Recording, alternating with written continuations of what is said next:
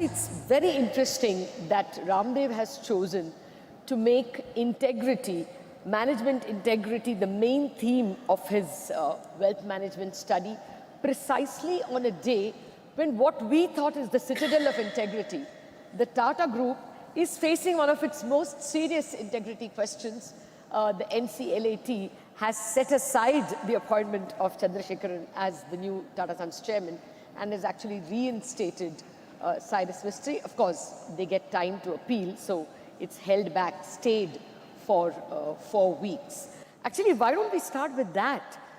Ramdev, I mean, is this a case of competence or integrity?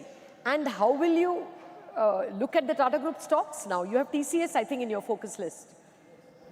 I don't think it's an integrity issue. It's a board battle or whatever happens in the board. There's a different thing, the Tata Sons, the management company. So what's happening in their own house is that kind of issue. I don't think it is to do with anything to do with the accounts of TCS or Tata Steel or anything like that. So I don't think it's an integrity issue at all. I mean, it's not a very happy, development. It definitely brings some kind of uncertainty in the minds of. Yes.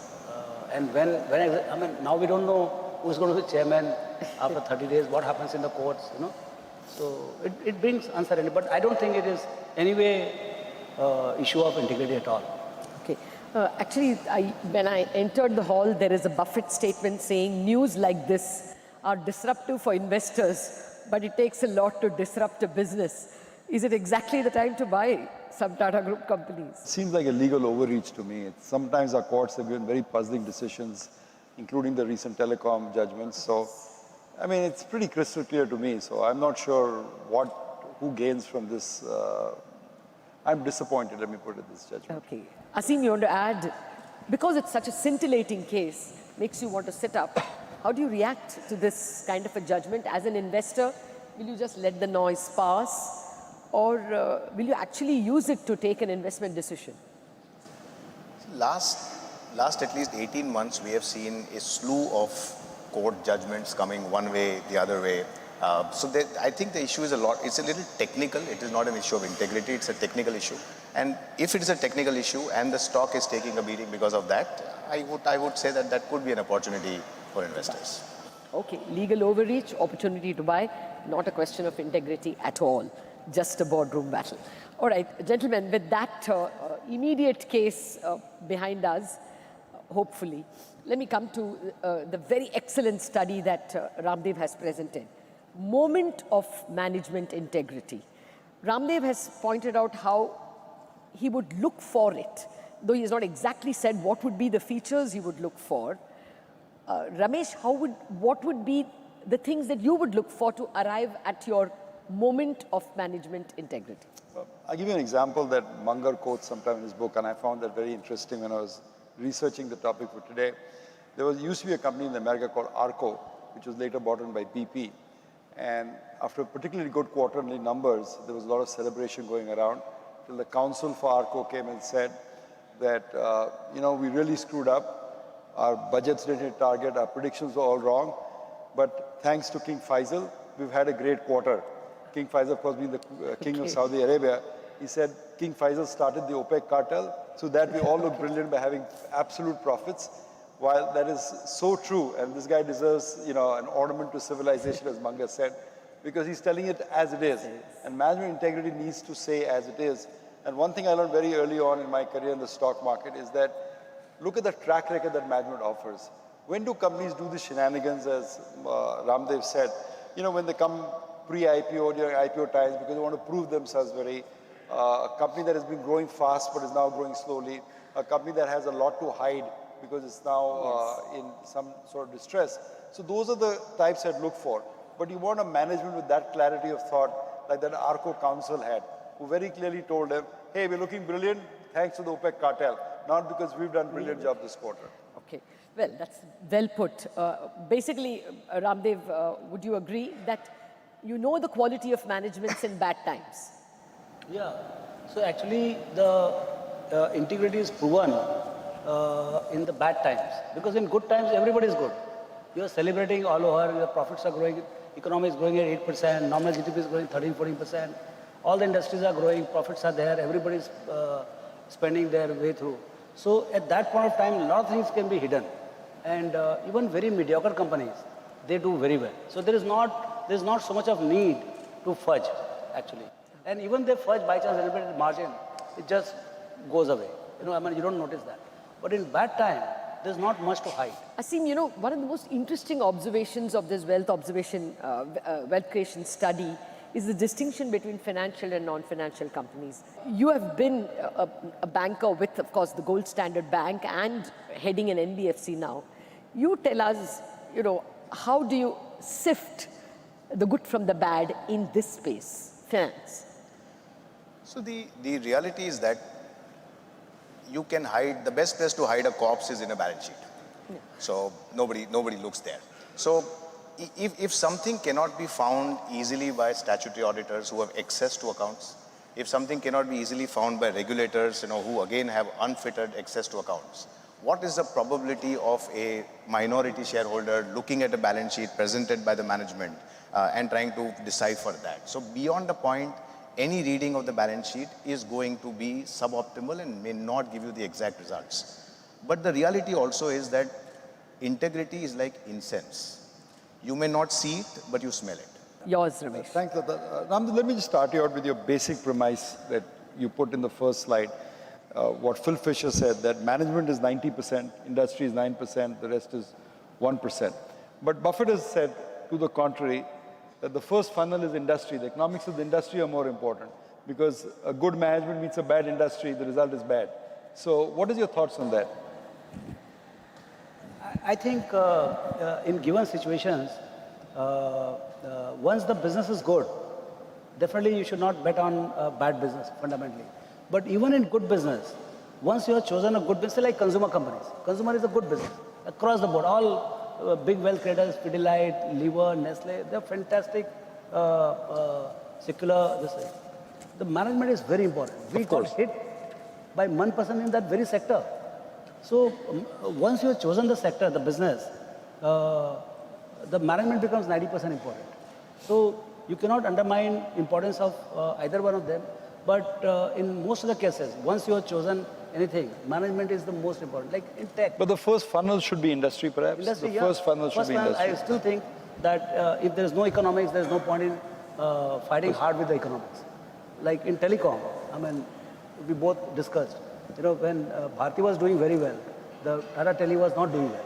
And finally you saw what really happened. So the business was good, but the management, to have that competence and the passion to really execute, that was missing in other one. So management was everything at that point of time. The business was offering that opportunity in 2003, 4, 5. The country didn't have any telephone. So it was growing at almost 30-40% per quarter. So the opportunity was not in doubt. It was fantastic. I was lured by that. But I was also knowing the law of number one wins. I mean, it's a winner takes it all business. So I was betting on the winner. And Tata Tele was distant number 3. So clearly I was thinking that they will not be able to win. So again, if they had a terrific management at that point of time, probably they could have turned the tide on Bharti Airtel. So starting with a good business, but then immediately you have to switch the track and say, I want most competent management. But No, actually, Sorry. Ramesh, I wanted your thoughts also on this. Should you give so little weightage to industry and so much weightage to management? I think you're right, but Ramdev did clarify that the first funnel is industry, which I agree with him. But of the QGLP formula that he used, the one I'm most partial towards is price. I think a price discounts everything. He's always accused me of buying PSUs. I made a lot of money in them, so I'm not apologizing for that. But you bought these stocks so cheap. I mean, I understand the management quality wasn't the best in these stocks. But for example, you got a company called Bharat Electronics for 400 crores. Today it's maybe 50,000 crores. You bought Bharat Earth Movers for, I think, 50 crores. You bought CMC for 30 crores. All these companies became 50, 100 baggers because the price discounted everything. So I think while management integrity is equally important, sometimes you can get some great bargains because people are looking the other way. You said that you can smell, something doesn't smell good, Asim. You would have something more tangible. Do you just go with what the grapevine is saying? Is that what you meant by smell test? What do you mean by something doesn't pass the smell test? So 20 years as a lender, you realize that unlike a equity market investor, we do not have the tolerance of error which is that high. So you cannot do 10 lending hoping that 2, 3 may go totally under and you'll still come out okay, because there is no upside for the ones that go right. So the tolerance of error is low, and therefore every lending that you do needs to pass through many layers of understanding before you actually commit money to the transaction. Now, when you are lending to a manufacturing company, you are able to see something. You are able to see a cement plant, you are able to see an automobile plant, you are able to understand capacity, you are so able to understand markets, you are able to understand the channel checks, you are able to understand, because there is multiple things that happen through which you know whether the numbers of sales coming to you are right or not right, or margins, or the general acceptance of the product in the market. There are enough and more checks that can be found. When you're lending to a financial company, then it starts to really blur, because the input is money, the work in process is money, the output is money, capital is money, revenue is also money. So in such a situation, what happens is that you really watch out for where the money is being taken out, and the money gets taken out through multiple things. One is that you have related parties, non-disclosed transactions, where money gets taken out, and then through layering it comes back as equity. So there is no secret sauce in terms of saying you do 1, 2, 3, 4. One is that you understand that what are the general margins of the industry, what are the general NPAs of the industry, if it's a finance company, and whether what you are seeing meets those norms. If the company is doing something extraordinary, year after year after year, then as long as you have validation of the fact that what is it that makes it extraordinary, then you are okay. But generally you will see that the market is fairly intelligent and does raise smokes. And in the financial business, there is never smoke without fire.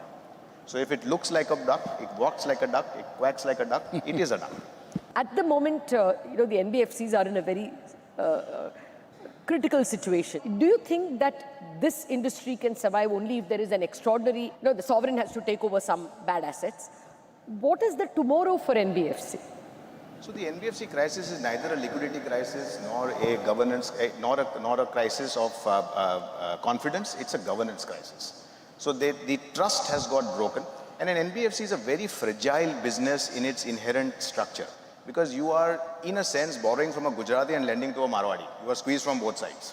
So your margins are really thin, and in that spread, you need to also account for your operating cost, your credit cost, and your funding cost.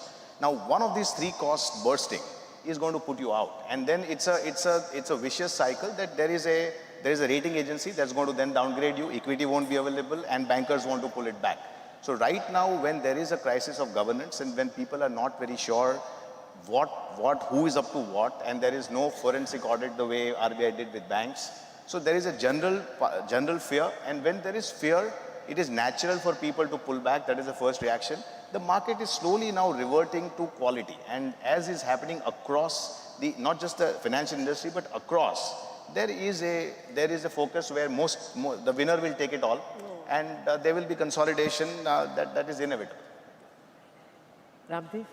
Yeah, so I think I heard from him. Because in your list, Yeah. finance is the biggest wealth creator and the biggest wealth destroyer. Yeah. So, I mean, how do you see NBFCs tomorrow? Yeah, so as he's saying, the successful ones will become even bigger. Now tax breakers also come, and the cost of money has also gone down for them. And all the money, apart from the cost of money, even the quantum of money is available only to them. So the winner takes it all kind of situation. Even the talents, the people want to join here. All the best guys from the smaller ones will leave them and come here. So the advantages will keep building. And not only in NBFCs and banks or financial sector. In non-banking also, the same trend is there. Thanks to GST, the tax burden has shifted from large companies to smaller companies. And that used to be their competitive advantage. Being non-compliant or compliant to some extent, doing a little bit of cash adjustable. So those things are all gone. So again, what is happening is that the competitive edge of the small ones are going away, and of course the big ones, they always had competitive edge, and now with one GST, the whole country has become one district. So their logistic cost is coming down very sharply, and that is giving them further edge. You know, so the winner takes it all kind of thing.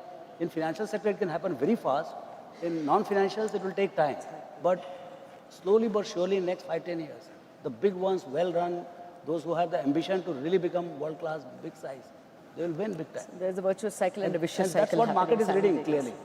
Market is giving undue valuation. I mean, I'm not justifying 70, 80, 90 P multiples, but clearly market is saying that these companies are extraordinary. Let's pay a little premium on that. You know, Lata, one of the interesting things in financial markets is there's nothing new under the sun. Everything that has happened already.